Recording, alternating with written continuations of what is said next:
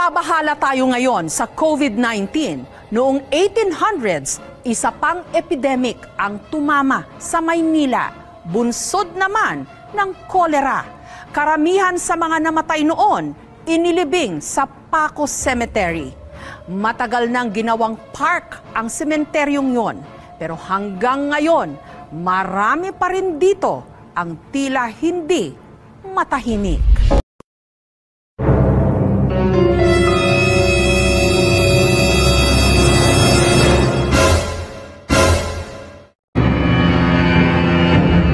Ang paglalakbay ng inyong diwa. Pagsaksi sa mga pangyayaring hindi mo sukat akalain.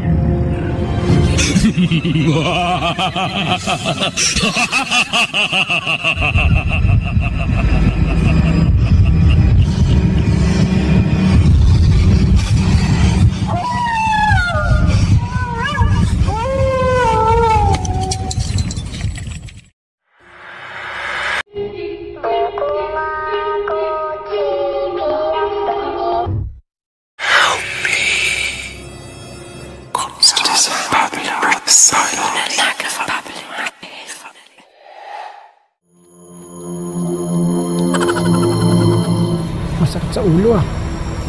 From here, hanggang dyan lang, sa may ilaw na yan. Ang nagsasabi sa inyo, sir, nakalibing dito eh. Hanggang dito yung bigat ng pakiramdam. Ito lang sa area na to.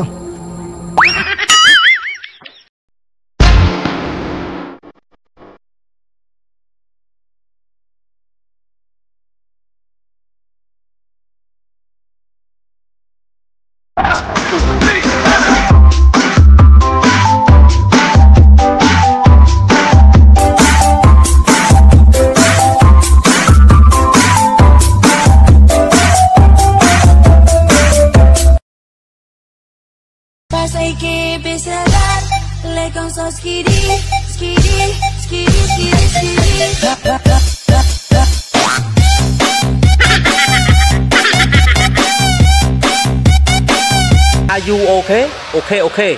You can plap with me in the classroom. Okay.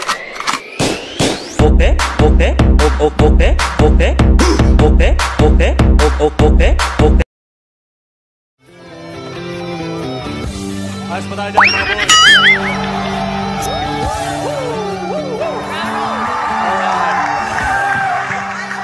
Alam niyo, kagabi, nag-away kami ng girlfriend ko. Sabi niya, alam ko, may bago kang babae, 18 years old. Sabi ko, huli ka na sa balita, 25 na siya ngayon. Alright. Rock and roll to the world. Woo! Tayo ka lang dito eh. Nagpapaandar ka na? Sa dinami-dami ng tao rito, kapatid ko pa tinalo mo? Tinanong mo ba sa kapatid mo kung anong pinagmulan? Hindi na importante yun. Nagkamali ka na sinagasaan. Sarge, pakiusap lang.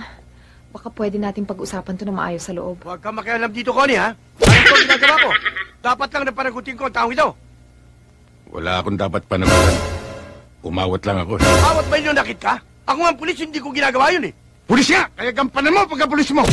Itong kapatid mo, bantayan mo sa ginagawa niyang pananakot, pangungoto at pangugulpit sa mga tao dito. At sinasangkalan yung pagka-pulis mo! Ang ibig mo sabihin kung sinsintor ako? Hindi ba? Puta. Gusto mo itumbak kita dito? Madaling sabihin yan eh.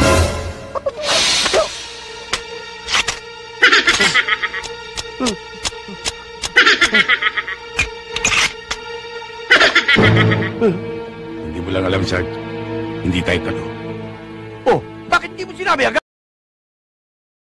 Ang pangarap ko para sa bayan, sana all may trabaho at maayos na kita.